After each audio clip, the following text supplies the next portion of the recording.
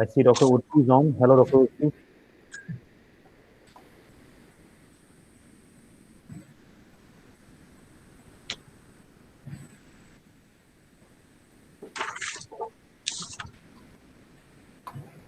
So do you need to make me the administrator or some such thing, or how does this work? I've not done Google too many times. I think you will just have to start present now, and you can present your screen. Oh, perfect. You can just try if you can, if you want to. Yeah, let me just try it.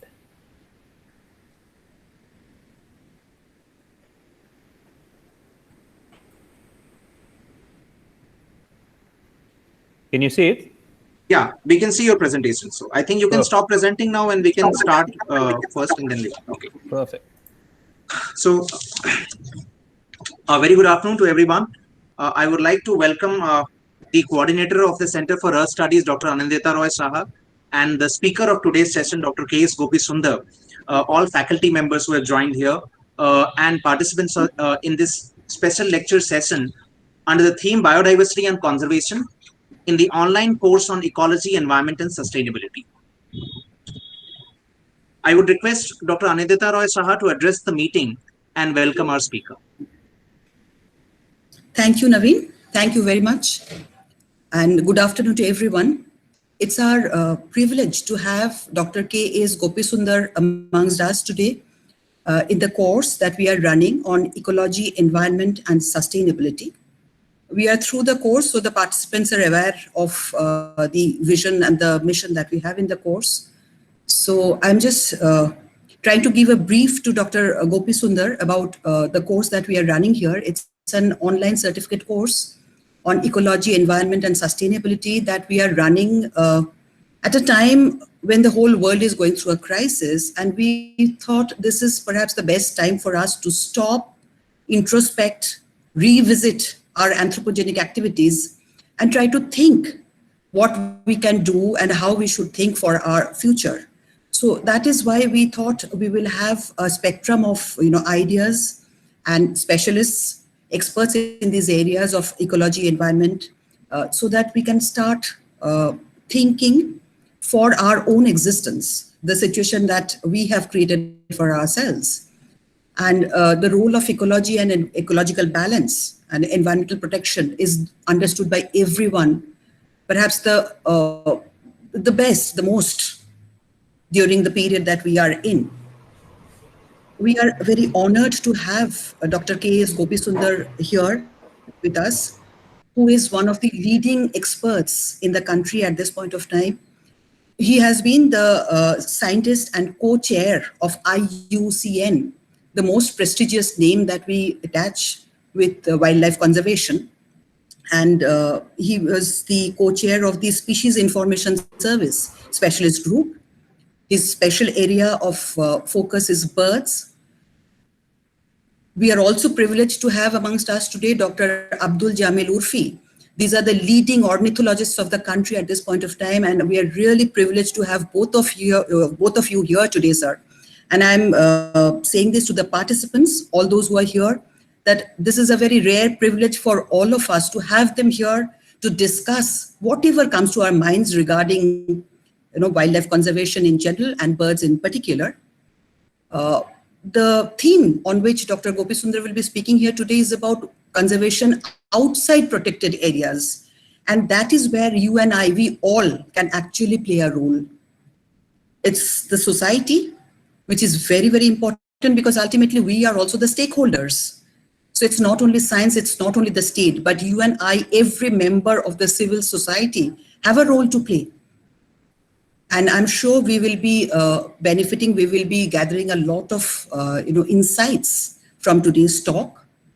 We at Indraprastha College for Women have our own small ways, small efforts to sensitize our community and take little steps towards ecological conservation.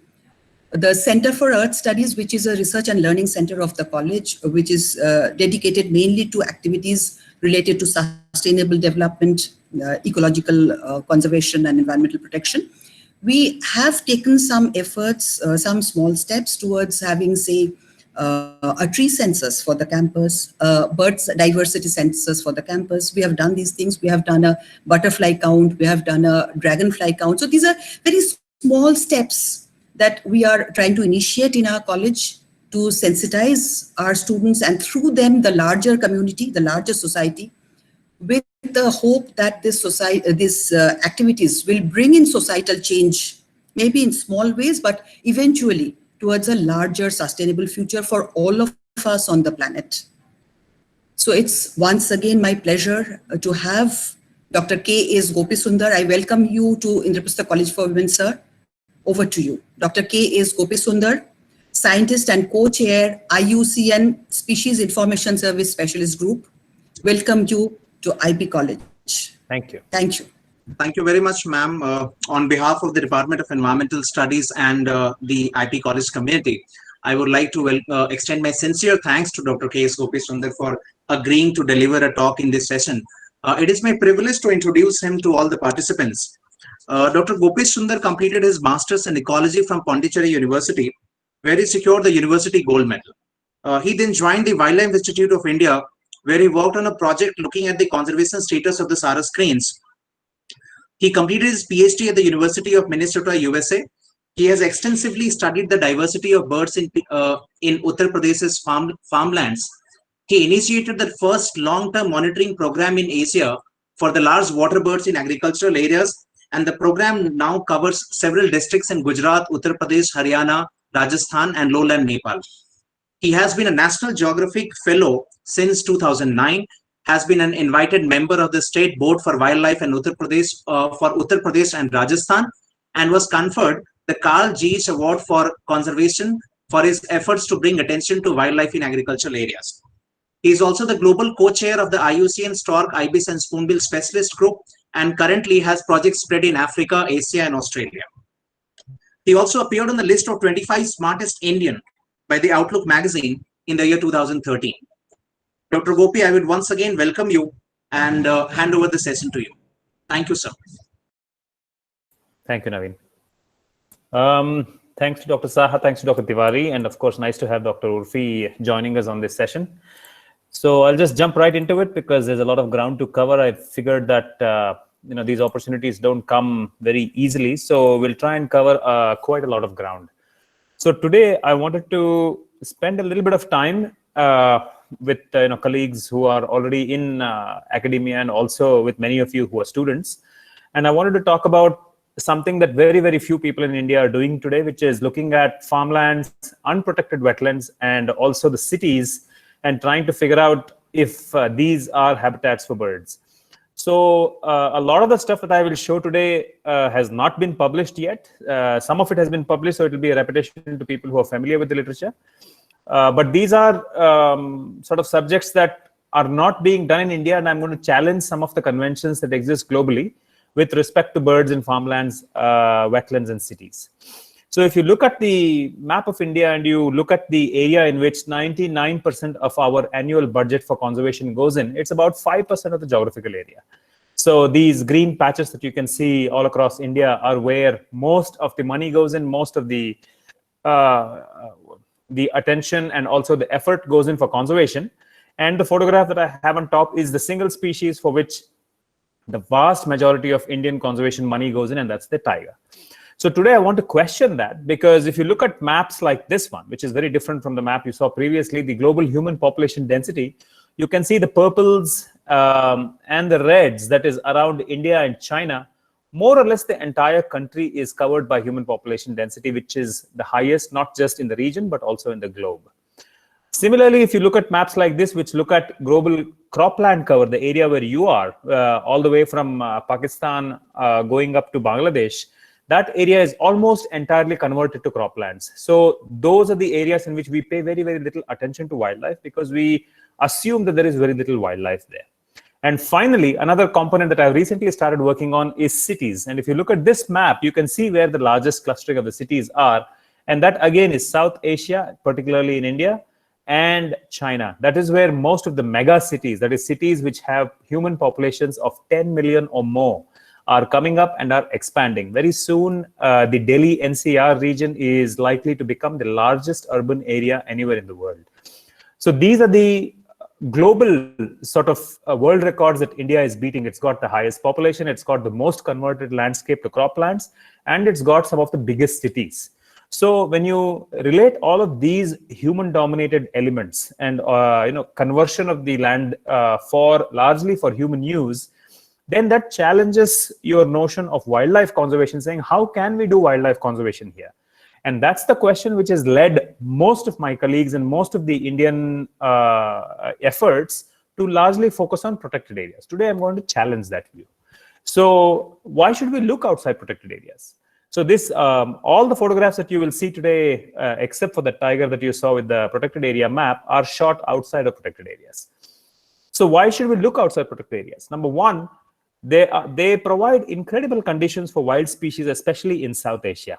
And the question of how many species are able to live outside protected areas, and when they are outside protected areas, what is a habitat to them? Because usually we study about habitat being trees or areas without human beings, or wetlands where human beings have been removed. Usually that's what we relate as habitats. But when they occur outside, like photographs like this, which are farmlands, and then you see thousands of birds, then that begs the question saying, so what are these birds requiring and what are these birds using outside of the protected areas? The other reason which drives a lot of our conservation work is looking at species that require conservation, species that are endangered, threatened, or vulnerable. And we use population estimates, breeding success, and things like that to inform the species status and also the conservation of a species. So the one important question that we need to ask when we look for species anywhere is how many individuals of a species are outside protected areas. And trying to get to these questions is going to take a huge amount of time, probably well beyond our lifetimes, because this work has just started in India. So there is a lot of things to be done, which for a student and which for an educational institute can become very exciting, because I'll show you some examples of the work that we've been doing, and I will walk you through some of the findings that we've been having. And these are all things that can be set up as student projects. Finally, improving these unnatural landscapes. Now, if you consider farmlands and cities, these are never going to be converted back to wild areas. There will never be forests. They will never become protected wetlands. They will always be in the hands of human beings, and they'll always be being used by human beings throughout the year. So can we then try to see if these areas, which are obviously useful for human beings, can they also be made slightly useful for biodiversity? So these are questions that then help us inform studies, and we try and figure out what are the elements on these landscapes, in the cities, in the wetlands, that are allowing species to proliferate outside of the protected areas. And finally, farmlands and cities are known to be the biggest contributors of biodiversity loss throughout the world. Because of expansion of forests and expansion of cities, we are losing very pristine habitats like forests. And in Delhi, for example, you know that the Aravalli is constantly under threat because of the expansion of Delhi. So unless we look at these systems and try and figure out how to minimize the damage, we are not going to do a very good job of conservation, even within the protected area systems that are being affected by things like farmlands and cities. So the question of, can threats to biodiversity that occur out within protected areas, can they be reduced in the areas where human beings dominate? So those are questions that really matter to a country like India, which has nearly 1.4 billion people. It's very soon going to perhaps even cross China and become the most populous country in the world. We have a government that is pushing a developmental agenda. And so these are very critical questions to ask in a country like ours. And what I will walk you through in the rest of the talk is some of the explorations that we've been doing to ask the basic question saying, does it make sense? Should we even be worrying about outside protected areas? What is the kind of wildlife do we have there? And what can we do to maximize those areas for wildlife? So today I'll be looking at three stories, essentially. One is a story of the birds in Indian farmlands. These are all very rich in information that are collected in the field. So this talk is not going to be rhetorical. It's not going to be theoretical. It's going to be actually showing you some of the information that we've been collecting over the last decade and a half. And today on the farmlands bit, I'll be showing you a little bit of the rice fields that occur across India, and also some information, some interesting stuff about the multi-crop fields of Uttar Pradesh. Second, I'm going to link wetlands and cities and look at birds in unprotected ponds of Delhi.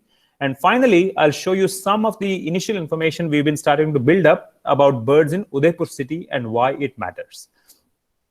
So the first story that I wanted to share is rice fields as bird habitats. Rice is the dominant crop of India. India is sort of the bread basket of at least in Asia. And this is probably where rice cultivation began about 12,000 years ago. So flooded rice paddies are very common all across India, and they form areas like this where you have tiny bits of wetland, lots of farmlands. So the value of rice for bird conservation, we figured out, is quite extensive. 20% of the bird species that occur in India use rice fields at some point in time or the other. 351 species in India use rice fields. So this is the highest diversity of birds using any farmland system in the whole country. Very, very few farm systems, coffee and tea, and there's a lot of work being done on those kind of farmland systems. But there is no farm system in India apart from rice fields that has so many species of birds that uses the field at some point in the year or some point in the bird's lifetime. So these things, what are the kind of birds that occur? They are not restricted to any one individual category or something. They include things like, very surprisingly to our surprise, we have an incredible breeding population of this species, the lesser whistling duck. Before our study, it was thought that these ducks require trees to build nests in, but we have now seen that the huge population of these ducks actually build nests inside the rice fields. We also have surprising species like this, the Bonelli's eagle. In this particular photograph, you can see the eagle holding on to a crow. This eagle really likes to eat crows. So one of the easiest ways in which to find a nest of this eagle is to look for mounds of crow feathers. There'll be mounds of black feathers that you can find below the nest tree where this bird has caught hold of the crow and eaten it up. And we've now discovered that there has been stunning populations of this particular species that is occurring in the rice field. You can see behind this bird, there are lots of rice fields. And then you have a large number of species like the peafowl and partridges and quails and things. But we also see that there are magnificent populations of gray francolins outside of the in the rice fields of India. Also, we've gotten some information. This is not entirely based on actual data, but this is based on rough sightings of people and rough records of bits of literature that we've collected from across India. It seems like at least 64 bird species in India are actually increasing their populations due to rice cultivation and due to the spread of rice cultivation. And what are the kind of species? This is a very famous one amongst all of them. This is called the Asian open-billed stork. It's a stork that specializes on eating snails. And in India, India is one of the countries where we have this giant African snail, which in this photograph, the bird is eating. And the African snail is extremely, it's not only exotic, but it's also extremely invasive. Because it lives in rice fields, birds like the Asian open-bills have been benefiting enormously because they're able to get more and more food.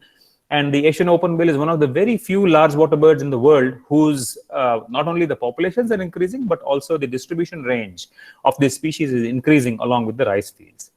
Secondly, we have not just birds that are related to water, but we also have very interestingly birds that are insectivorous. And insectivorous birds are good indicators of the health of a system, especially farmlands, because in many areas, insectivorous birds have collapsed because of a huge amount of pesticide application. In India, initially, we suspected that we have this kind of a thing going on, but at least in North India, we see that not only is there a rich assemblage, a rich community of insectivorous birds, but also populations of things like this Prinia are increasing. And finally, you have birds that can manage with human beings. You're all familiar with the myna. This particular myna, the bank myna, which is found in North India, which you will see a lot in Delhi as well, we suspect this one is also increasing along with rice fields. We don't know the mechanism as to why this bird is increasing, but it looks like this is one of the birds that's benefiting due to the expansion of rice. You also have scenes like this that are still common in the North Indian rice fields. This is a single flock, a part of a single flock of streak-throated weaver birds. This particular flock was around 2,000 to 3,000 birds, and it literally blotted out the landscape when it flew in front of us. So our rice fields don't have necessarily only small numbers of each species. We still get to see incredible diversity alongside massive numbers of birds like this that benefit likely from the grain that the farmer leaves behind after harvesting. The other reason, like I talked about, species of global conservation concern are very important. And in the Indian rice fields, they are quite exemplary across the world in having 23 species, and they support a lot of these species. This species is something that I've been working on since 1998. I'll show you a little bit of the life history of the species to show you how birds can get very used to certain human habits, and especially how the Sarus cranes and rice fields in India seem to be pretty well mixed up. So the Sarus cranes are globally vulnerable or threatened, and the largest population in the world, very strangely, is found in the rice fields of India.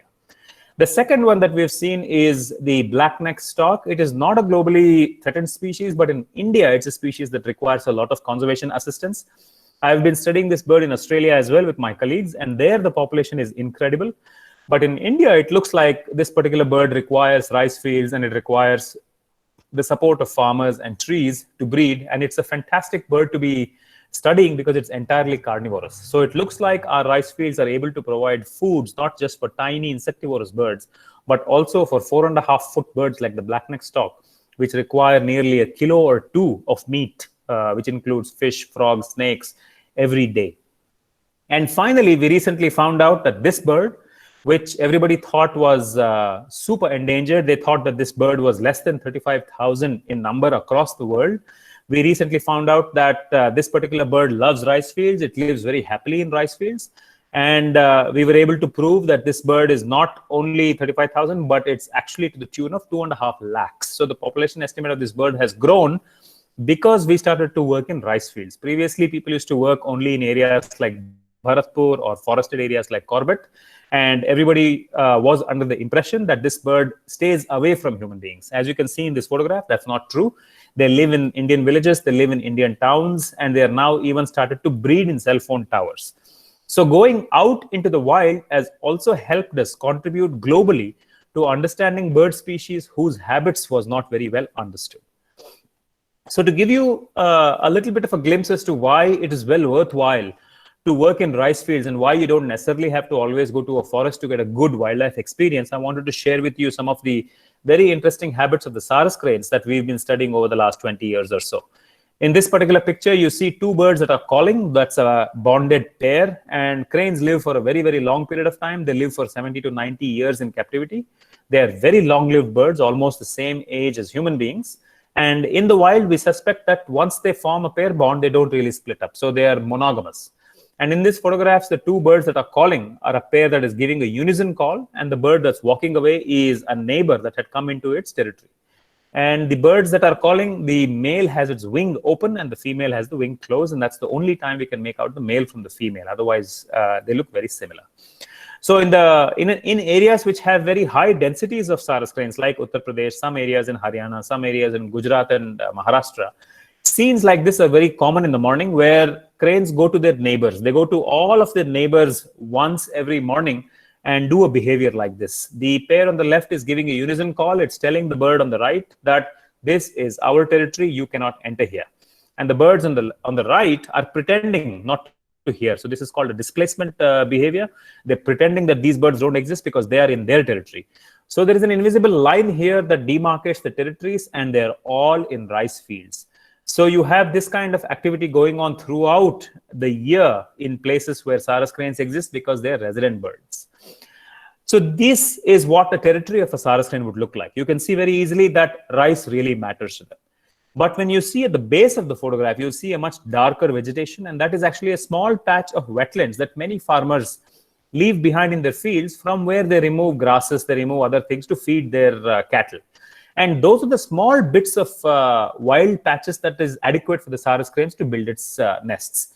If a Sarus crane pair doesn't have any wild patch, then and only then are they forced to use the rice paddy itself as nests. And in India, it is really spectacular. It's the only place in the world where we have not only one of the world's largest populations of cranes living with the farmers, but we also have a very high success rate of these cranes anywhere in the world, because the Indian farmers are so hesitant to kill the birds.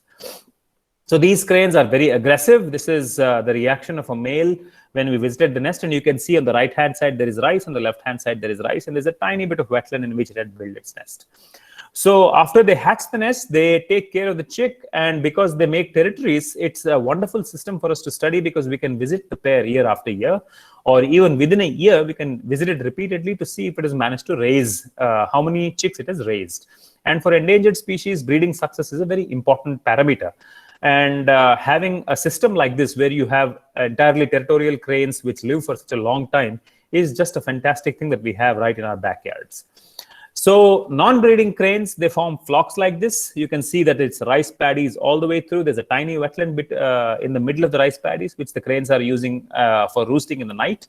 And then they go out into the fields to find the food that they eat.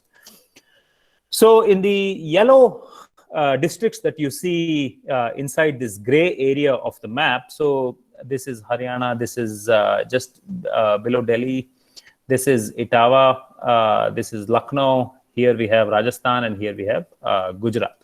So in each of the districts, for the last 10 years or so, and in Etawah since for the last 25 years, we've been monitoring pairs. So what we do is we go in, and each circle that you see is a territorial pair.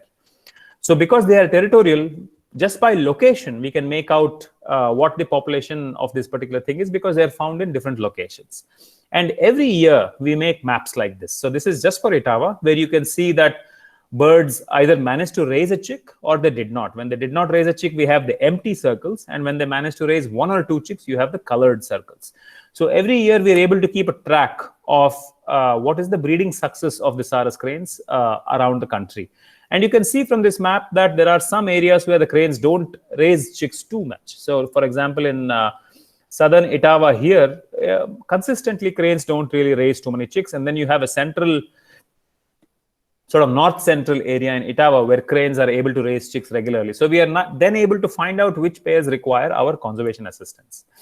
So if you look at this for the entire South Asia region where we monitor the cranes, we are able to develop maps like this every year, which gives you the large pie chart, which is the breeding success. The blues are the proportion of pairs which did not raise any chicks. And you can see that roughly 1/3 of the cranes in India are able to raise chicks every year. So this is of 15-16. I'll change it to the year after that. And you can see that the big pie chart doesn't really change too much year to year, but the smaller pie charts keep changing. I'll go back, and then you can see that some of the maps, especially in Lucknow and in Nepal and in near Delhi, in 2015-16, more than 50% of the cranes had chicks. And the year after that, there's a much lesser proportion in one district and a much higher proportion in other districts. So in each area, there is a lot of variation, but overall, the cranes, generally 1/3 of the cranes are able to raise at least 1 chick. And for a long-lived species, more than 30% breeding success is not just very good, but quite fantastic. And this is all happening in rice fields in India, not in protected wetland systems.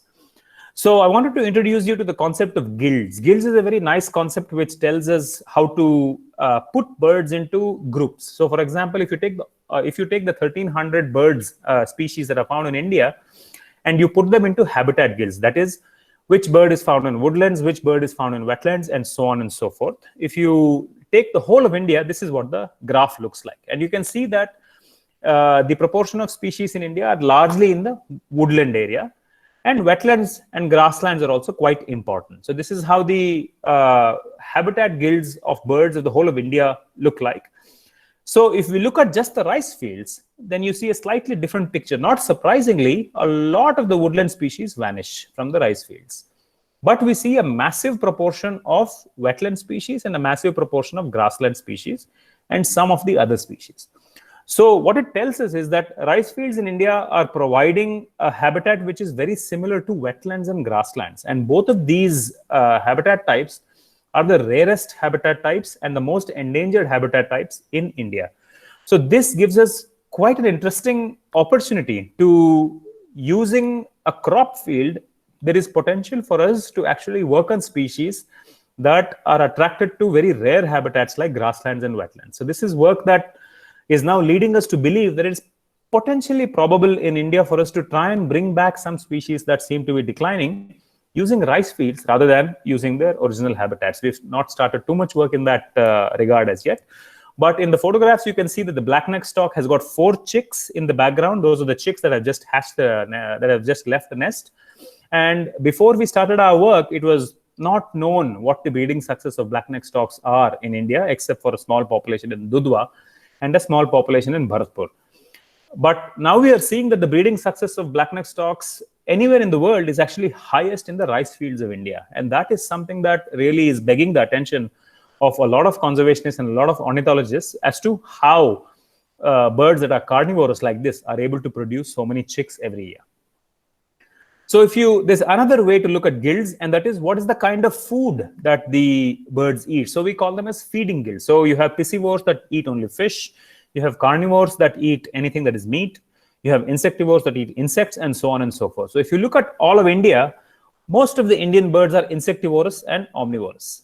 So we wanted to see whether rice fields filter the birds, and maybe, just like they did with the habitat gills, do they also filter the birds out when it comes to the feeding gills? And very interestingly, not really. Quite amazingly, the rice fields of India conserve the entirety of the feeding gills that's found in the whole country. And that is something really amazingly positive, and that's not something that is seen in crop fields around the world. Usually, if you go to a maize field in North America, or if you go to a cattle ranch in Australia, you will get 2 or 3 of these feeding gills vanishing, because the conditions have changed so much that they are not able to preserve the entirety of the feeding gills. Whereas Indian rice fields seem to be quite exemplary in being able to retain all of the feeding gills, which is a very important criteria for conservation, in that we try and preserve as much variety of habitats, as much variety of habits, and also as many varieties of species as possible.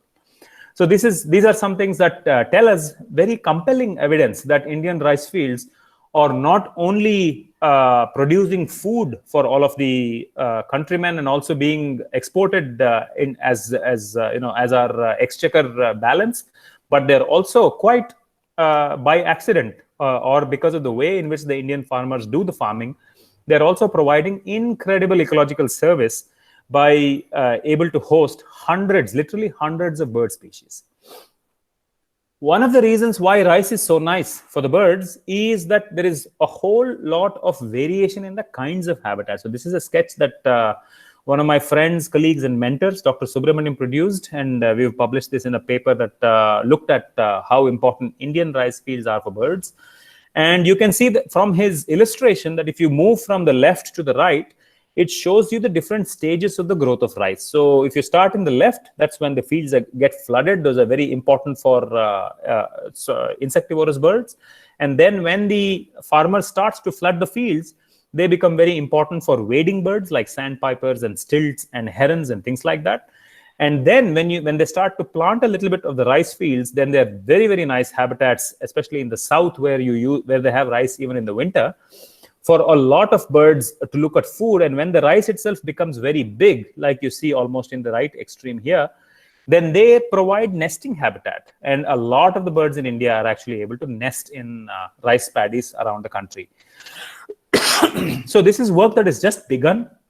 And there is still a lot of things to be found out about how important different kinds of rice systems in different areas in India are. So if you're a student who's interested in birds, you don't necessarily have to go very far away from your house. If you're living in Delhi, you don't necessarily have to go to a forest, but you could provide incredible information to Indian conservation by working in rice fields very close to your house. The second sort of sub-story is the multi-crop farmlands of Uttar Pradesh. So this is the area that we worked in. This is 24 districts that I worked on for my PhD. And you can see that it's largely croplands. Green is croplands. And you can see that light green is mostly what this area consists of. And then you can see the small explosions of red. And those are habitations. So you have Lucknow and then you have Aligarh and places like that. So if you actually look at the kind of land uses that there were in the 3 seasons, nearly 70% every season was croplands. So this is an area that has been hugely modified. And cropping in the Uttar Pradesh floodplains has been going on for about 10 to 12,000 years. So when you look at a system like this, if you read a textbook on ecology, then it will tell you that this is an area that is not very useful for wildlife. And the reason is that nearly 70% of the area has been converted to crops. And then Even in the other part, you have human habitation that takes up another 10%. So 80% of the overall landscape has been converted. So ecological theory will tell you that as the conversion rate of an area increases, then the species numbers decline. Also, this area has been converted for a very long period of time. So ecological textbooks will tell you that as an area gets converted over time and as time proceeds, then the number of species start to decline as that area remains converted. And finally, you will remember the human population maps. Uttar Pradesh has one of the highest populations and the highest population densities in India. And with that population density, we are not supposed to have too many species on that landscape. So what did we find? So this is what the landscape looks like. Quite boring if you're a student of wildlife ecology and a student of birds. Largely, most of the areas look like this. This is what a Google Earth image will show you. You have tiny, tiny, tiny bits of croplands all across Uttar Pradesh. You have very small bits of trees. You have 1 or 2 lakes out in the landscape where the villagers are still retaining them as common property resources. You have very congested, villages and towns, and this is the kind of very, very typical landscape of Uttar Pradesh throughout, and it's quite a large area from Delhi all the way to Kolkata, which looks exactly like this. So it is thought to be a very simplified landscape, and for a very, very long time, until we began our studies, nobody really wanted to study birds or study wildlife in Uttar Pradesh because they thought, if you look at ecological textbooks, they thought that we will not find too many things there. What did we find? Much to our surprise, just in those 24 districts, we found nearly 450 bird species. Immediately, this croplands of Uttar Pradesh reached a world record. It has the largest number of bird species of any cereal croplands anywhere in the world. There is no cereal croplands in the world with so many species anywhere, not even in Brazil, not even in South America, nowhere. So it looks like all of the textbooks, we were following the textbooks quite blindly, and it seems like that there has been a lot of missed opportunities. And amongst these 450 species, we found quite an incredible variety. So we had wetland species like ducks, jasanas, and a huge number of waders, huge variety of waders. We also had an astonishing number of raptors. So raptors are species that hunt other animals for food. And like insectivorous species, having more raptors signifies the health of an ecosystem, because they are top predators. They are predatory in the system. So the more raptors and the larger number of species and larger numbers of each individual species of raptors, they are usually only occurring in areas where there's a very, very healthy ecosystem. So very surprisingly, we are finding small owls, small eagles, big eagles, migratory eagles, resident eagles in Uttar Pradesh's croplands, not in the forests, but in the croplands. This was an incredible surprise, and this is a litmus test that these croplands are actually doing much better than what we thought they were. Also, because they're croplands, we found a lot of these species that are pretty hard to identify for a beginner. They are larks and pipits. And finding so many insectivorous and seed-eating birds in the landscape is also a very good sign that pesticides are not having a hugely negative impact. And finally, the state bird of Uttar Pradesh is the Saras crane. You've already seen enough of information of the Saras crane. And the world's largest population of the Saras crane is in Uttar Pradesh. This is very significant because the Saras crane is the world's tallest flying bird. So there is no bird taller than the Saras crane that can fly. Ostriches are much taller than Saras, but they can't fly.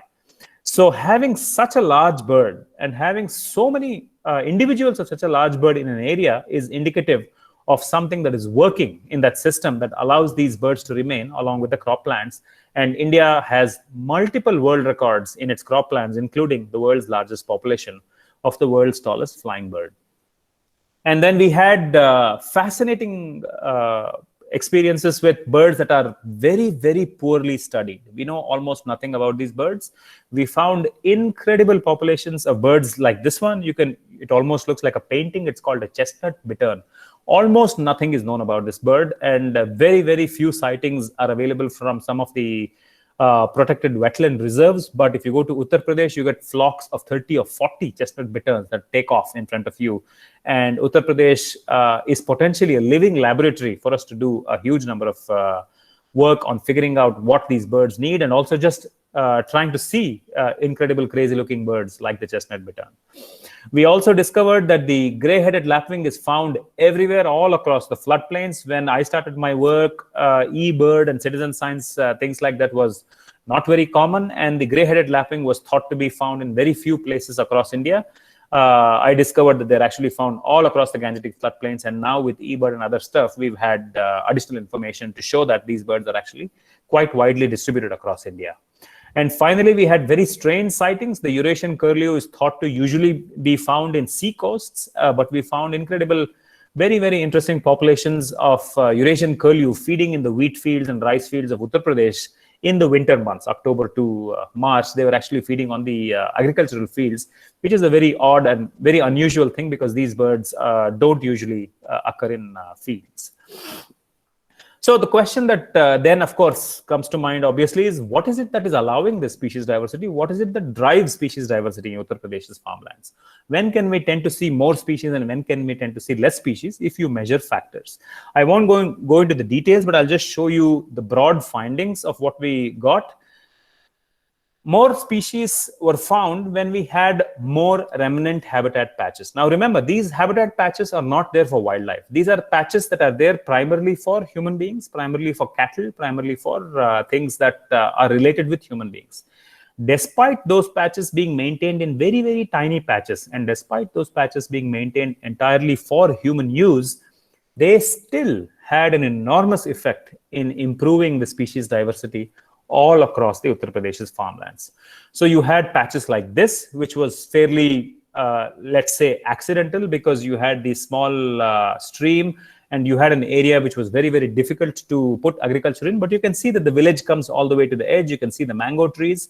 So it's a tiny patch of scrubland that is just still exists because the farmer was not able to cultivate it. You had patches like that.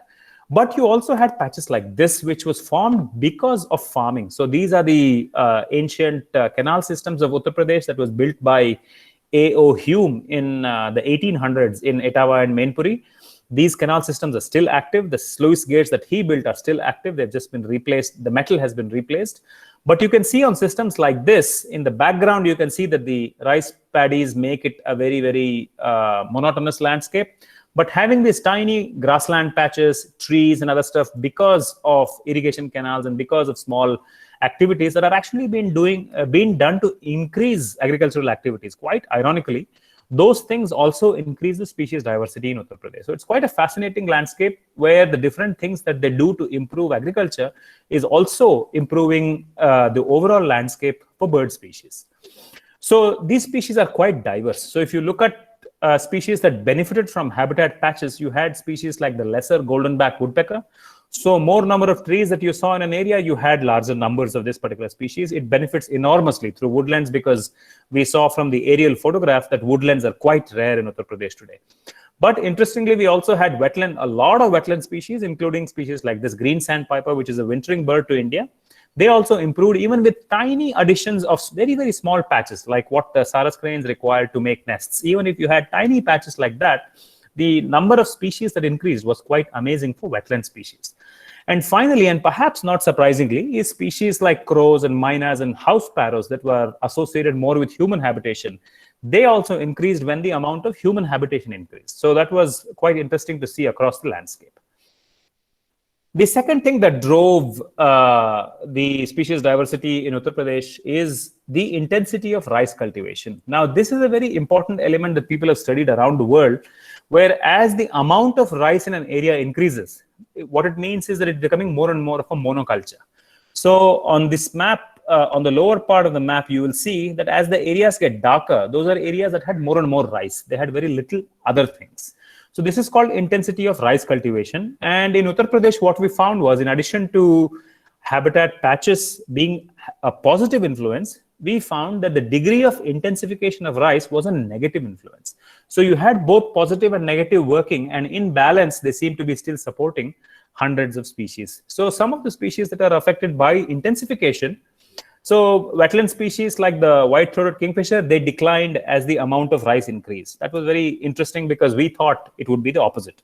We thought rice is a good enough wetland crop, but apparently not only do they need rice, they also need small amounts of wetlands. Open area species declined. So when you have monoculture happening, then you have additional effects like, amount of fertilizers being put, amount of pesticides being put. And in Uttar Pradesh, it appears that it's beginning to affect species at the landscape scale. So we had species like the Bengal buslark that declined as intensification increases. And finally, and not surprisingly, scrubland species. So as the amount of rice increased, obviously the amount of habitat on the landscape declined. So you had scrubland species like this tawny-bellied babbler, which is usually associated with forest. They actually have very good populations in Uttar Pradesh farmlands, but they declined in areas which had a lot more rice intensification. But it's not all black and white. So if you, one of the very quick stories I wanted to tell you was this case of this gray hornbill.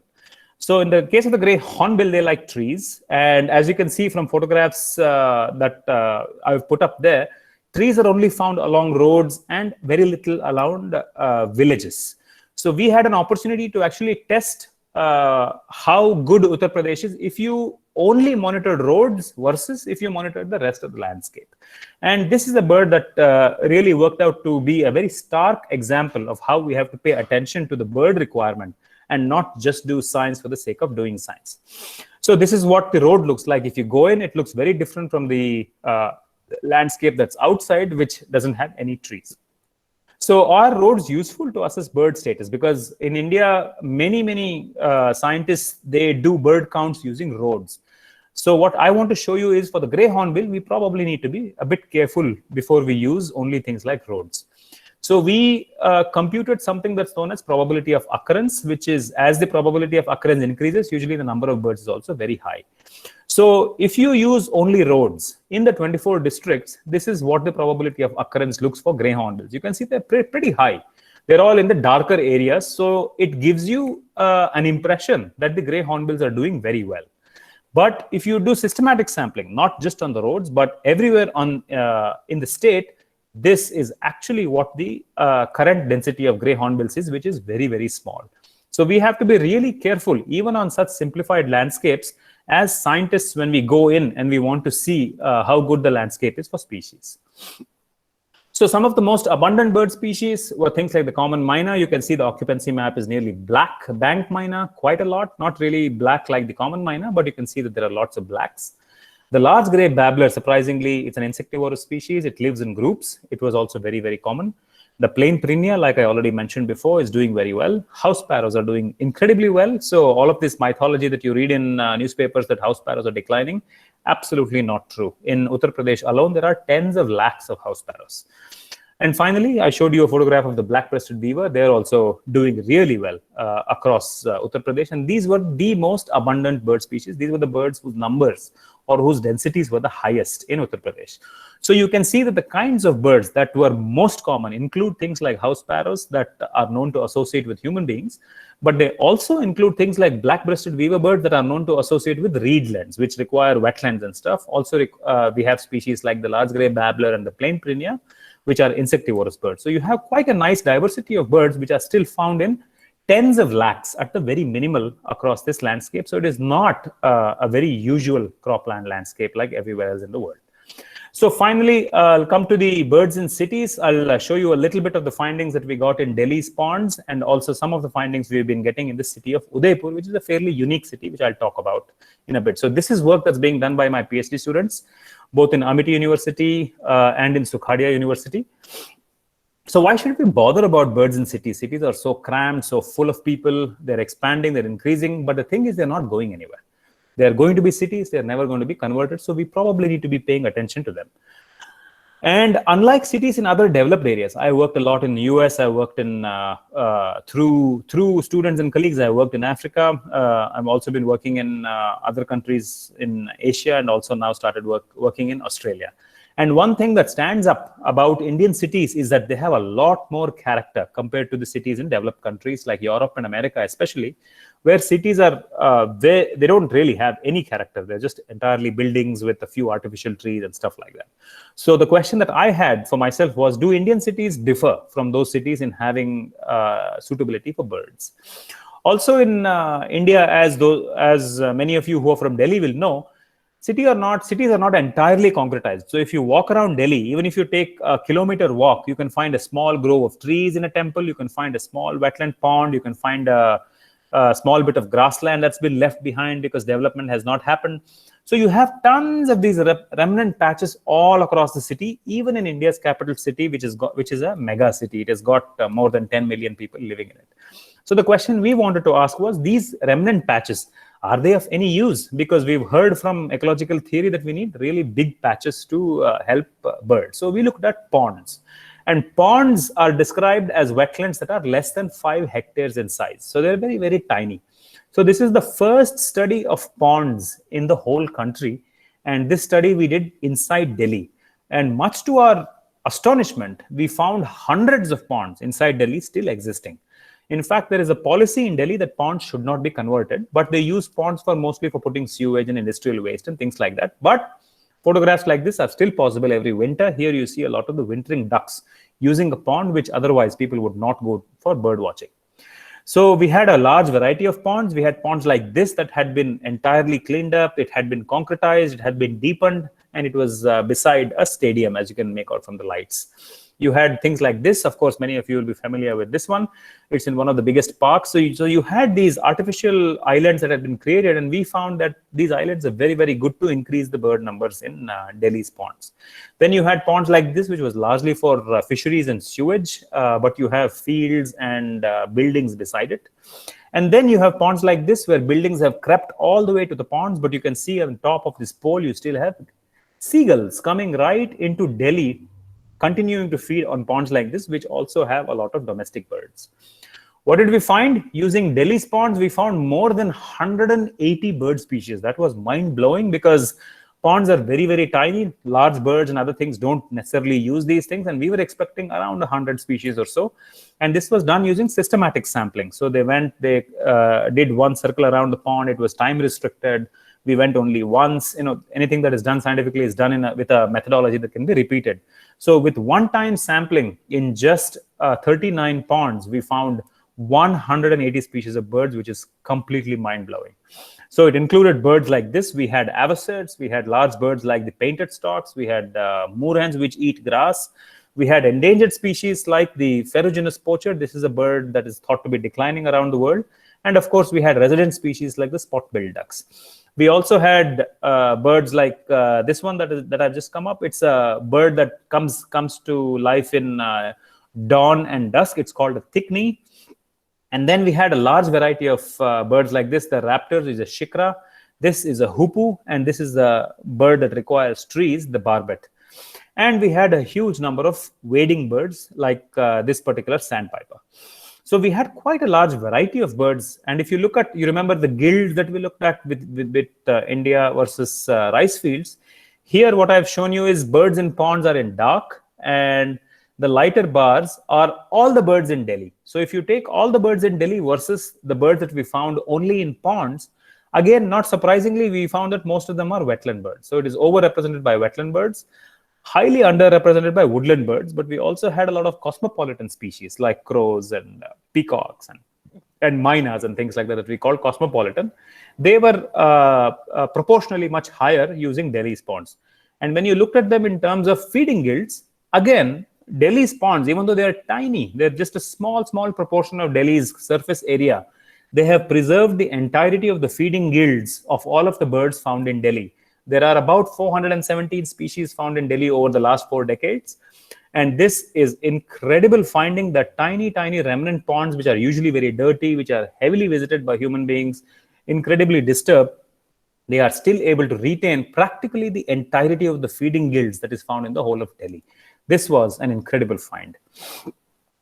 Again, the question, what influences bird diversity? We found, again, a plus and minus. What was the minus? As the number of management interventions increased, this could be concretization, this could be, I'll show you a bunch of things that we found. As the number of interventions increased, the bird species declined. But the decline was not linear. It had odd shapes like this. So there's a lot of complexity that's going on in terms of bird species richness and management. So a lot more work requires to be done. So what was the stuff that was positive? we found that as the shoreline diversity increased, that the number of habitats or the number of elements on the shoreline of ponds increased, then the bird diversity increased. But again, this was not linear. It was heavily non-linear, which suggests that there is a lot of complications that are going on between how birds are using Delhi's ponds. So this is a diagram that's a little bit complex. On the left-hand side, you see each of the management interventions that we found. And on your right-hand side, you see the shoreline, the elements that we measured as shoreline diversity. So what this particular figure shows you is it is proportions of all of the ponds that we went to. So for example, if you take something like restricted activities, this has all the ponds that we went to. And of all the ponds we went to, a large proportion of the ponds, they are providing habitats in terms of trees. Very little in terms of the open areas that are found in the shoreline areas, and very, very tiny amounts of other habitat types. So this kind of mapping of management versus habitats allows us to see which management interventions are actually better for things like ponds in Delhi and which management interventions are not very good. So if you can see, no intervention. There are a lot of ponds where people don't really go and do any management. So those are ponds which are no interventions. And when you had ponds with no interventions, they contributed quite a lot to all of the different habitat types and very little to things like trees, because plantations and management of trees as green areas, all of these management interventions, the first thing that the government does is plant trees. So you end up having an artificial tree areas in a habitat that is not supposed to have too many trees, because it's supposed to be a wetland habitat. So we've mapped out all of these things, and we'll be able to now hopefully work with the Delhi government to see if we can manage these ponds in a way that makes it better for birds. So what were the most abundant bird species? Just sort of, just like what we saw in Uttar Pradesh, pigeons were very, very common, and that is something that will resonate with most of you, I'm sure. House crows were very common. Common myna again was very common. But surprisingly, we found that birds like the Eurasian moorhen were the most commonest bird species that we found in Delhi's ponds. And because we were focusing on ponds, we also found black-winged stilts and red-wattle lapwings using quite a lot of Delhi's ponds. So this habit of looking at the most common bird species is being done in city areas around the world. And it's an interesting way to figure out what is the kind of birds that continue to exist in. Shons, just get him away, na? Take them away. And this is an interesting way to see the health of the health of the city or the health of the ecosystem that you're living in. So rock pigeons and house crows are very invasive species, whereas moorhens and black-winged stilts are very specialist species. So it looks like, even though they are very dirty ponds with a very, very high amount of human population and stuff, it looks like it still provides habitat for a large number of bird species. So we're finding all of these birds in Delhi's ponds. They're a big deal. What's the big deal? So when you put it in perspective, if you put the numbers in perspective, we found that about 37% of all of the birds found in Delhi are using less than 0.5% of the area. Ponds constitute less than 0.5% of the area. So their contribution to the ecosystem service is incredible. It is, in terms of proportion, it's very, very high, and it's probably the highest anywhere in the world. And maintaining ponds, largely for humans, is providing ecosystem services to the tune of millions of dollars. I mean, there are places in the US and places in Europe where they're spending literally millions of dollars trying to attract birds, and they're failing, whereas it's happening naturally in places like Delhi in India. Several birds of conservation concern still use the city, and the bird habitat relationships, very interestingly, don't show negative impacts due to buildings around the ponds. And this is very odd. This is very interesting that as the buildings increased, we did not necessarily see a decline in the bird species. So that was very odd, because usually around the world, in the world cities, that is usually a very strong relationship. And that degraded remnant habitats within a megacity still has so many birds is completely unprecedented. This is, again, a world record. We have not come across any city that has the population of Delhi with so many bird species. And finally, very quickly, I'll go over this very quickly. This is work that is just developing. Udaipur is the city of lakes. It has more scrubland than it has built-up area, because it's a very new city. It's what is known as a second-tier city, and it's now one of the smart cities. So obviously, development is going to happen very quickly. But in the city limits, we still have a lot of scrubland. We still have a lot of agriculture, and only about 20% area is under built-up area. But we have inside the city birds like you see on the top, the white-naped tit, which is one of the rarest bird species in India. And you also have birds that are usually found in scrublands and forests, like the tawny-bellied babbler, which is below, that wanders around inside the city, probably because the Aravalis goes through it, just like Delhi. What have we found over 3 seasons in just 1 year? More than 200 species of birds just in the city limits. And this again using systematic sampling. And these include very, very good populations of spectacular birds like this, the paradise flycatcher. We have blue rock chats. We have the flower peckers, which are frugivorous birds. Another frugivorous birds is the golden oriole. We have fantastic populations, and we also have woodland bird species. So if you look at mapping the bird diversity, except for Dr. Urfi and Dr. Tiwari, nobody else in India has actually mapped the bird diversity of the entire city in India. So this is only the second study in the whole country which has done mapping of bird diversity in the whole city, in an entire city. In our case, we were able to map it every season. So in summer, this is what the species diversity looks like. You have, you can see from the map here on the left-hand side that a lot of the built-up area has very similar diversity. And as you go out of the city, the diversity increases. There is nothing surprising about this. This is summer, this is monsoon, very similar. But in the winter, things change quite a lot because of the migratory species. The entire diversity of the city goes up a notch. And if you go out slightly outskirts of the city, even 20 kilometers, it goes up quite a bit. It goes up 30, 40 species increase in each of these grids. So these are the 3 seasons, and you can see that there is some pattern that is consistent and some that become new to a particular season. And we have now also started to map how the birds are doing across Udaipur. Again, in Udaipur itself, we've seen lakhs and lakhs of sparrows. Sparrows are definitely not a declining species. We are also seeing that there are some birds like the shikra which don't really like cities. They like the outskirts of cities and stuff, but within cities, their densities and the numbers are very, very low. But much to our surprise, we have species like the grey francolin, which many people attribute to scrublands and grasslands and things like that. Perhaps because the city is so mixed and it still has agriculture within the city, we have incredible populations of things like the grey francolin within the city. Again, if you look at the most abundant bird species in Udaipur city, not surprisingly rock pigeon, but very surprisingly red-vented bulbul. It's a frugivorous species. Nowhere else in the world do we have a city where the top 5 abundant species includes a frugivorous species. So Udaipur is very special. You continue to have the large grey babbler. You'll remember that this was one of the more common birds seen in Uttar Pradesh. So as human beings take over the landscape, you start to see the same birds starting to come, but with some variation depending on where you are. We also have massive numbers of the rose-ring parakeets in Udaipur. Again, house sparrows is still very common. And like we saw in the ponds of Delhi, in fact, the city of Udaipur still has a very large population of red wattle lapwings. Again, very, very interesting. So birds outside protected areas, the species diversity is still very surprisingly high, even in incredibly crowded areas like Delhi, incredibly crowded landscapes like Uttar Pradesh, and new cities like Udaipur obviously have many more species. So the question is, can we keep it this way? You have exotic species like this crested honey buzzard, which eats only grubs that are found inside honey hives. We have incredible species like the tricolored munia, which is a granivorous species, largely eats grains. We still have enormous numbers of yellow-legged green pigeons all across Delhi, all across Uttar Pradesh, in fact, all across most areas in India, because we have fruit trees like the bear trees everywhere we go. And surprisingly, we continue to find very good numbers and also a good species diversity of things like the sandpipers. This particular bird is the common sandpiper, which requires worms and it requires muddy soil.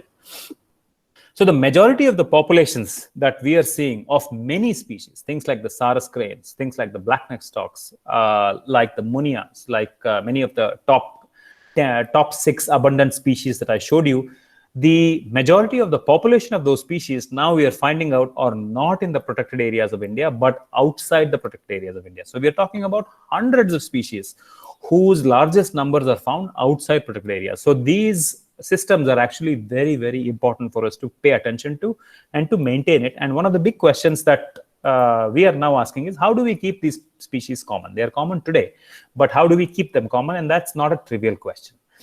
We also have species richness is still very surprisingly high in India, and this was completely a revelation to us. Uttar Pradesh set a world record.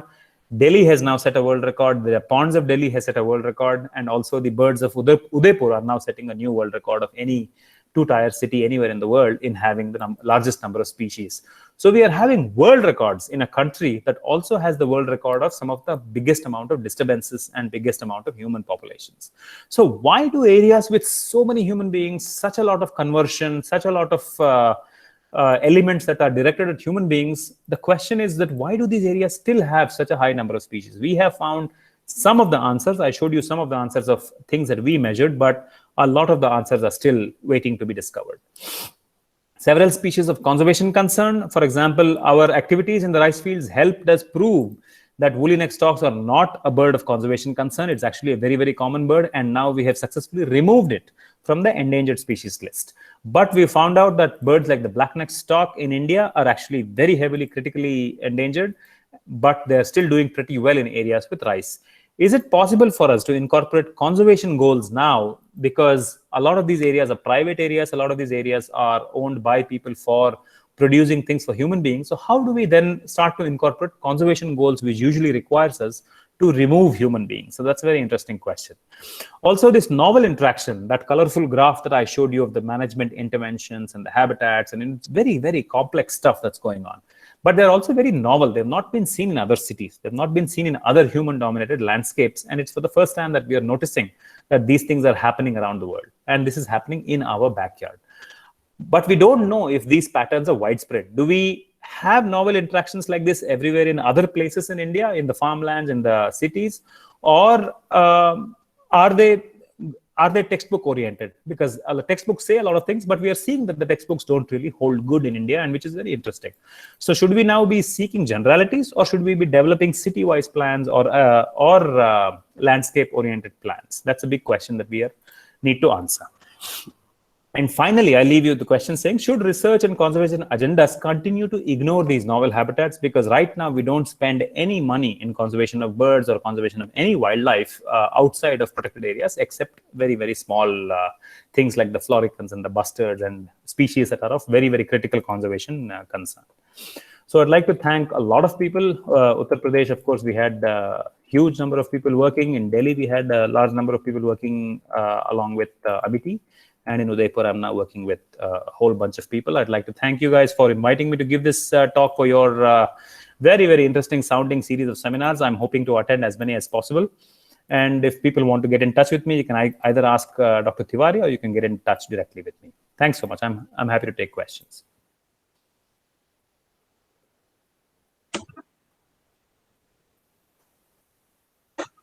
Okay, thank you, sir, for that really interesting and enlightening talk that we have had, and which has sort of given us a brilliant idea of how the agricultural landscapes and agricultural fields have been a critical habitat for wetland birds, and not only wetland but also grassland birds. So that was really interesting. I think we will take up any questions. If we have the first question, you can just switch on your microphone and ask the question. And rest of you, if you have any queries, you can just type in the chat box. I think let's start that way. Dr. Urfi has a question. Yeah.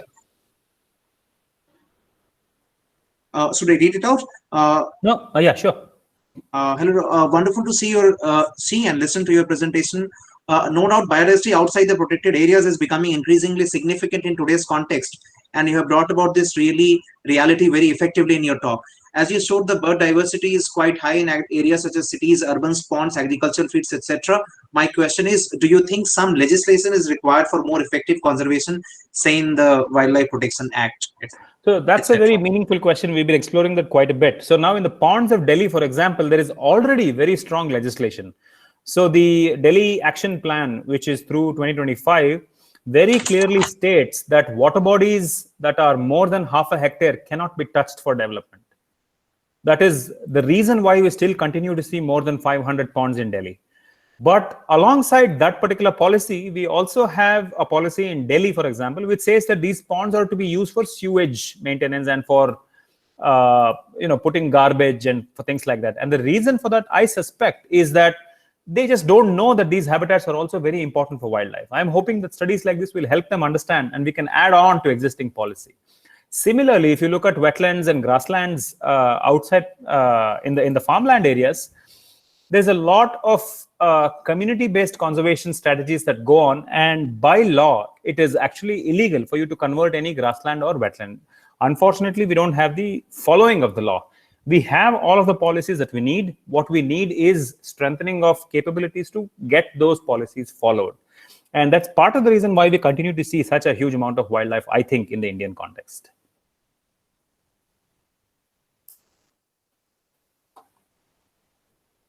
So Dr. Urfi says, secondly, the habitats outside are likely to have more stressors, toxins, etc. Are there studies to show fitness and conditions of birds are different? So we don't really know. Fitness is measured in various ways. One of the things that we are looking at is densities, seasonal variation, and breeding success. And the large water birds that we are following, it shows that the fitness are higher than protected areas in Florida and New York and things like that.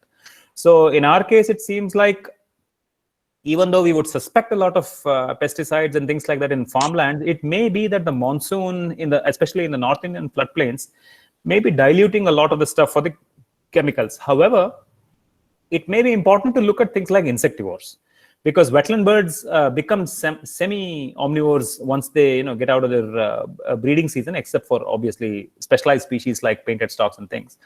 But I think there is a need to look at insectivores because those are the ones that would really accumulate. If you look at the sheer numbers and densities of the birds, we don't really see a problem, which is quite astonishing. But there is no reason why we should not start to have baselines as to what is happening now.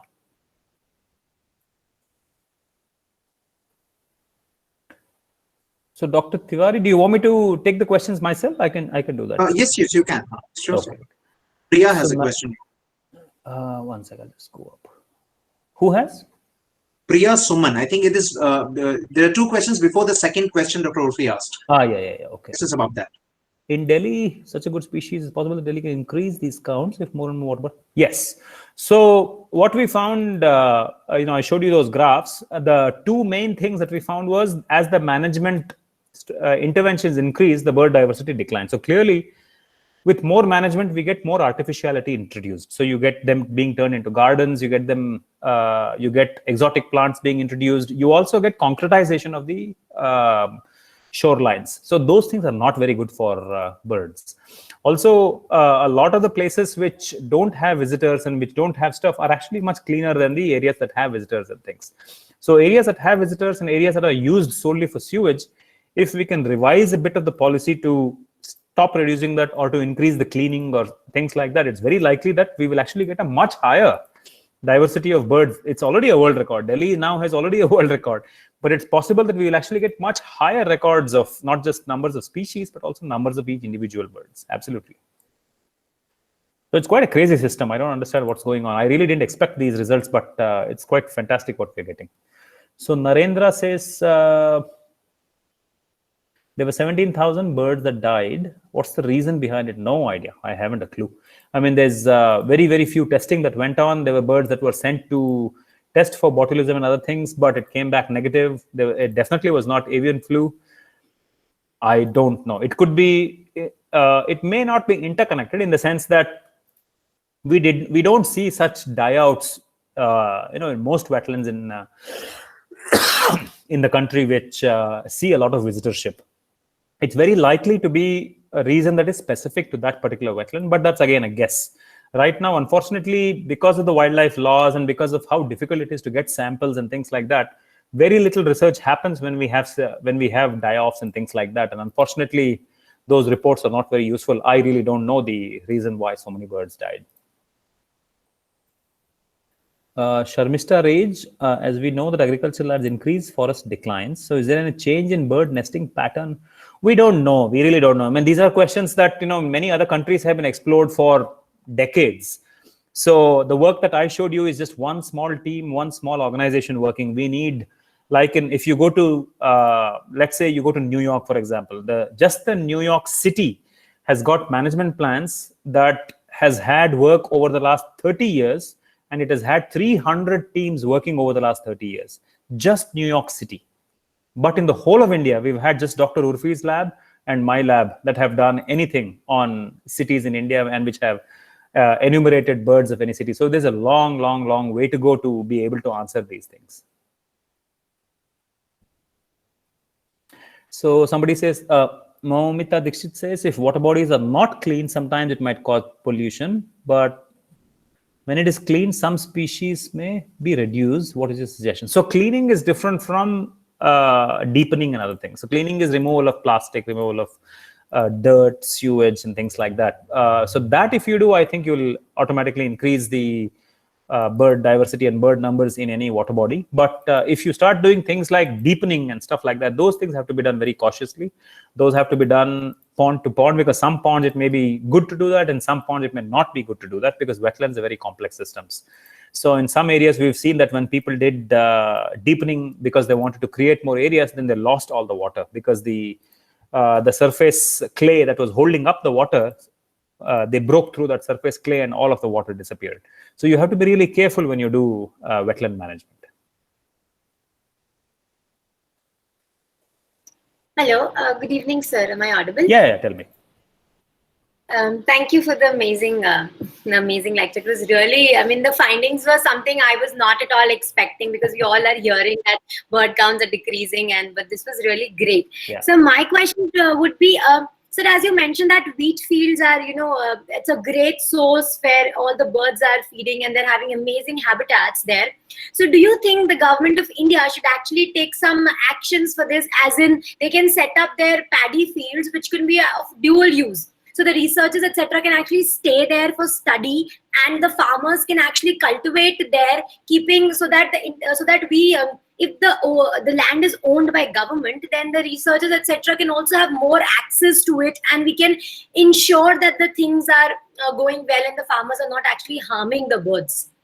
Actually, it's the opposite. My experience, and also Dr. Urfi and others who have more experience than me can also tell, my experience is the opposite. So the moment we get to an area which is owned by the government, access, working capabilities, everything gets more and more difficult. It's been very easy for us to work with individual farmers, even with villages. We work, because we are working in so many areas, we are working literally with thousands of farmers. It's very, very easy to work with farmers. Some of them don't want you to come into their land, and that's fine. Then we can go to the neighbor, or we can go to other places and stuff. But the moment it becomes formalized as a government activity, we've seen that a lot of restrictions come in the way, a lot of permits need to be taken, a lot of the stuff that I don't really have a problem with now. Right now, I don't need to take permission from anybody. I can just wander around. I can just go and talk to the farmer and go into the field, go with the farmer and the family into the fields, go with the village panchayats to see the wetlands and count the birds. No permission required at all. But the moment it becomes an activity that requires governmental overview, we've seen that they start to put in bureaucracy. So in some cases, government may be important. For example, if you want to restrict human activity in a wetland, then converting it to a community conservation area or even a full preserve, then you need the government. But otherwise, I don't think you really need to bring in the government, because it really adds to the complexity. But that's just my understanding and my experience with it. Other people may have other experiences. Thank you, sir. So somebody says, Sudha Yadav says, paddy fields are a major source of methane. What is my take about it? No take about it. You're right. Paddy fields are a major source of methane. But what is the alternative? They're not going to be converted. In the northern Indian floodplains and also in the peninsular floodplains, the flooded paddy is the only thing that can grow in the monsoonal season because of the huge amount of rainfall. We can't grow anything else there. Even wetlands give out methane. Of course, paddy gives out a lot more methane than wetlands, but we don't really seem to have an alternative for the methane emission part of it.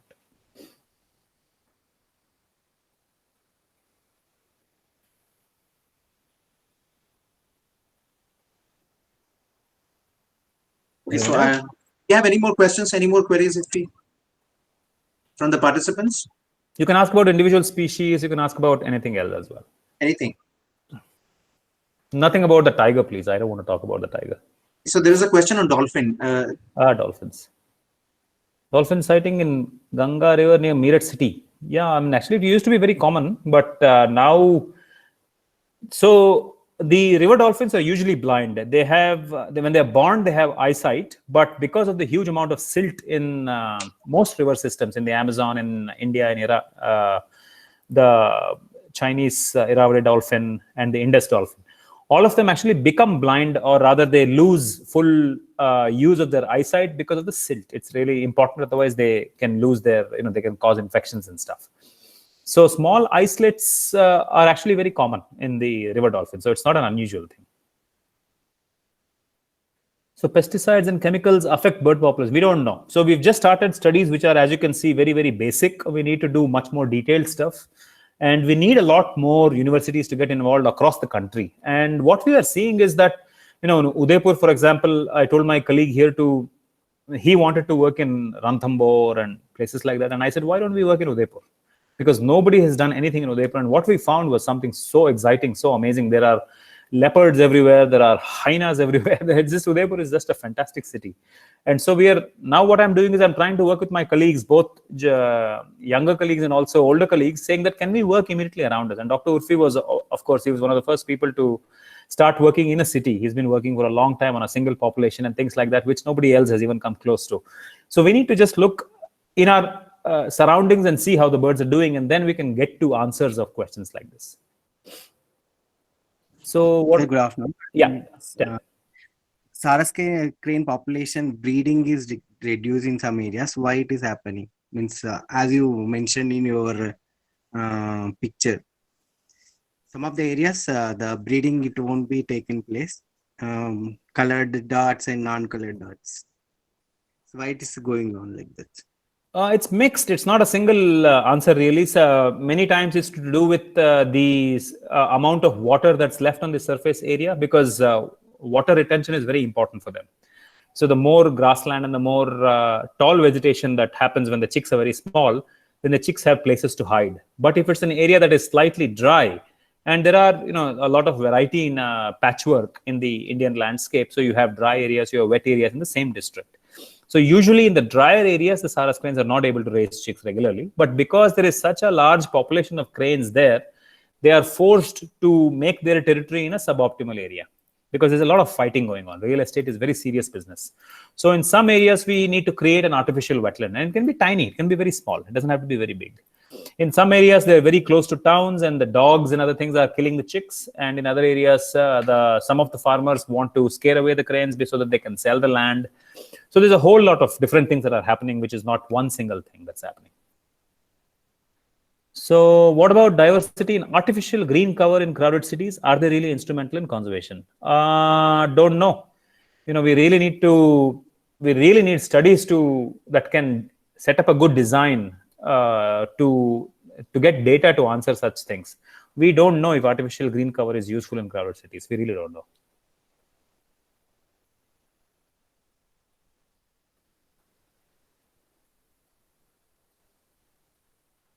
Koel. So you're from Delhi, Lipsa?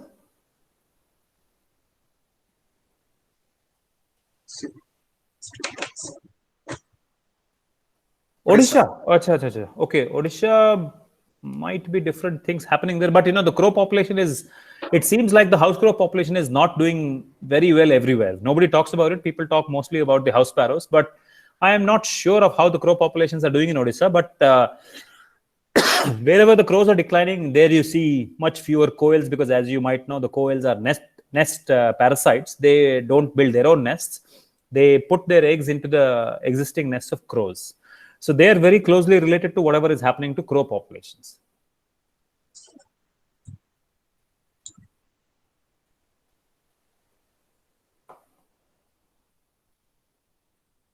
Okay, thank you very much, sir, for taking up all those questions. I think, do we have any more questions, or we can conclude the session, today's session? Okay, so thank you very much, sir, for taking up all those questions. I think it was really amazing to see those landscape level maps for Saras crane breeding success, and also to see how these rice fields are supporting species from multiple habitat guilds. To me personally, what was most interesting to see was the small area of wetlands in Delhi supporting around 37% of bird species. That was amazing. In fact, in the question answer session, I think a very important takeaway what we all have is that working outside the protected areas is much more easier. I think we also now have seen that a large amount of bird diversity is actually outside the protected areas, and which is a very good inspiration for students and many young researchers to design simple research projects which can actually be looking at the good habitats outside the protected areas, rather than going for research permissions and going spending a lot of time in all those red tape system that we have. So I think that is a very good outcome that we have. Anything that you would like to add on that particular point, it would be great. Yeah, I mean, the more we do, the more that we are exploring in farmlands, in cities and stuff, the more positive news we are finding. For example, woolly neck stalks. I mean, I was always under the impression that they are very rare because that's what I was reading about them. But when we started to explore rice fields, they're not at all uncommon. They're common. They're not declining. They're doing very well.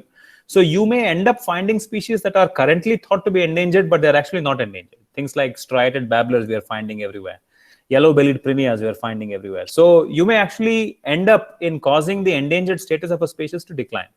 You may end up showing that species that are thought to be endangered are actually not endangered because we were not looking in the correct area. We were assuming that they required wild areas, but not all the species require truly wild areas, especially in places like India where hunting is still fairly rare. I mean, there's a lot of hunting, but it's still fairly rare compared to places like the US and Europe where hunting is a very common activity. I think the young students and young researchers could also be interested in knowing a little bit about how intensive the field work in these agricultural fields and agricultural areas would be. Say if they're designing a research project primarily based in agricultural fields or any open area outside the city or near the city, how intensive the field work would be. Because as we know, that we don't need a research permission, we can just go out and take the data, collect data, monitor and come back. But how intensive the field work would be, how extensive the designs should be, how spanning through years or maybe one season or a couple of seasons, just a bit of idea. So the Delhi work, can you guess how many years of field work went into it? Can you guess? A year, a couple of seasons, 2 years? 1.5 months of field work. 1.5 months. 1.5 months. So the design part was something that, as advisors, we'll have to provide the design. We'll have to help the students think about a question. We'll have to help them create a question that can give them the data that helps them create this analysis. And now we are getting 2 international papers from it, one in biological conservation and one in urban ecology and planning. So with 1.5, I mean, the actual amount of fieldwork does not have to be very high if you're looking at well-designed projects. And the kind of visitation will also depend on your kind of question. So for example, there is somebody who I might work with, a new student who wants to look at breeding success of insectivorous birds in rice fields. Now, if you want to do that, you'll have to do repeat visits to areas where they're nesting, because without doing that, you can't really make out what is driving nesting success. But if your research question is to look at what are the kind of birds that are found in Palwal district, then you only need to visit all of the places once. You can grid the whole of the Palwal district. You can make point counts everywhere, and you just visit them once. So it really depends on the kind of research question that you have.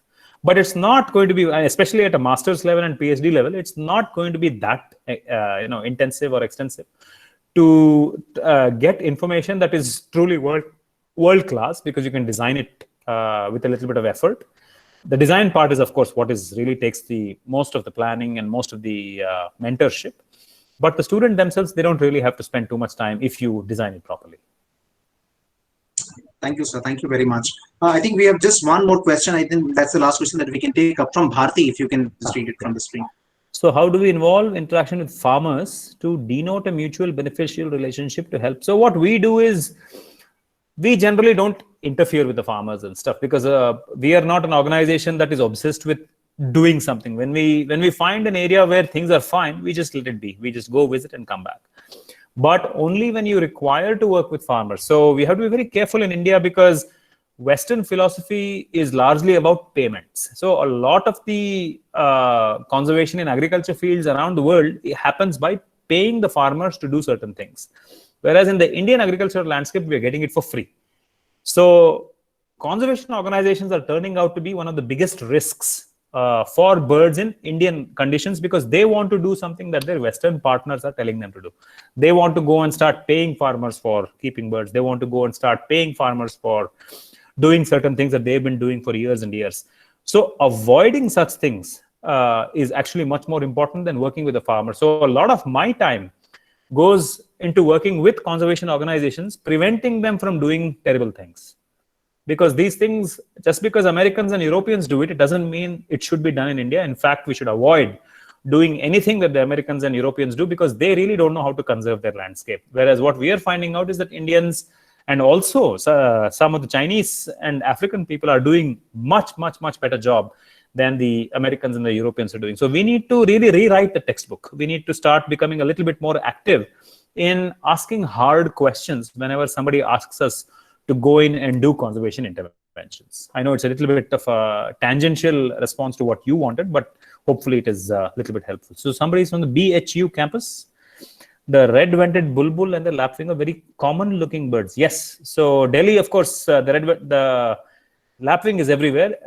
The photographs that I showed you from Delhi are from the ponds. We were focusing only on the ponds, so those were the common species. But if you look at Naveen and Dr. Urfi's papers, then you will see that the commonest species, which had the highest occupancy, were actually slightly different because they visited all the other areas in Delhi as well. So red-vented bulbul will certainly probably be one of the commonest species in Delhi. No, Dr. Tiwari?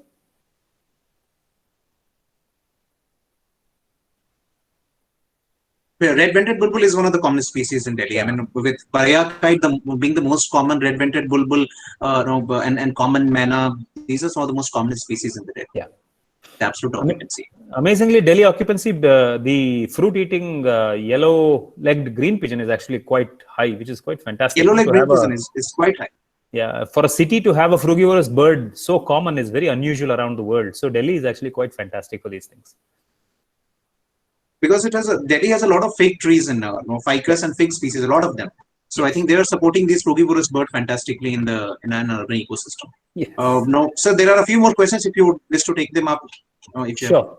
So bird watching manual, Dr. Tiwari can suggest. He's got the whole list. So I'll let you deal with him. How does the noise of vehicles affect bird behavior in wetlands? So most of the wetlands are a little bit away from vehicular pollution. So vehicular pollution is more important inside a city for songbirds and things like that. What we are seeing in Asian cities like Singapore and China and stuff, what my colleagues are finding is that they need to sing at a different frequency. Their nesting behavior is a little bit depressed because they get very stressed out because of vehicles. But we are also seeing birds evolving to use vehicles. For example, there is several crow populations that have now figured out that vehicles can be used to break the nuts. So they wait on traffic lights until the traffic light becomes green, and then they drop the nuts so that the vehicles go on the nuts. And then they go down and pick up the fruit and eat it up. So they have figured out how to use vehicles. At least some of the birds have figured out how to use vehicles for their benefit. So you hail from a small village in Etawah. Oh, where are you from?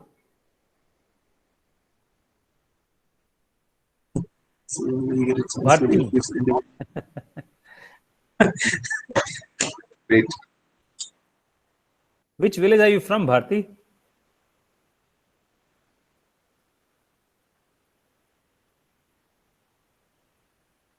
Okay. Yeah. You've been there. Yeah. So Pura Keshav Singh has got a pair of blackneck storks as well. So you're living in a fantastic village. Sure. I mean, just get in touch with me through Dr. Tiwari, and then we can see if there is something that, in case you have a project or something that you want to do, then we can work together. Is it common for one bird to produce different sounds? Yes. Well, not really common. So you have birds that produce sounds, and then you have birds that mimic. So in India, you have several species like the drongos and mynas and stuff, which mimic other species or other sounds, and their variety of sound production is much higher. So, but it's very common in our species to have one call, which is sort of a call to warn people when there is some danger coming. For example, in urban areas, the red-vented bulbuls have a special call whenever they see cats or a raptor or something. They have a special call, and they all band together and produce that call.